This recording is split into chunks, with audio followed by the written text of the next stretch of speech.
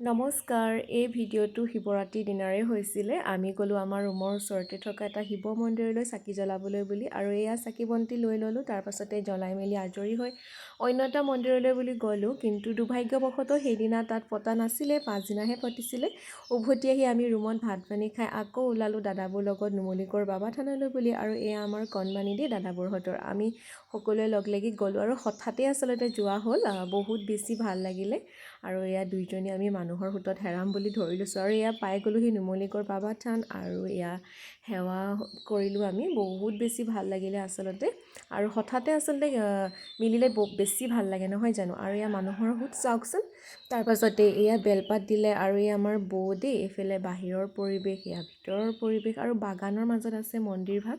খুব বেছি ভাল লাগিলে সেইকাৰণে। আৰু এয়া আমি বোকাখাট গ'লোঁ, তাত পুৰি খালোঁ। আহি আমি নুমলীগড় ৰিফাইনিঙৰ ফালে আহিলোঁ। দাদাবোৰে ক'লে যে ৰাস্তাটো আজি দেখুৱাম, আজিলৈ আহিছোঁ।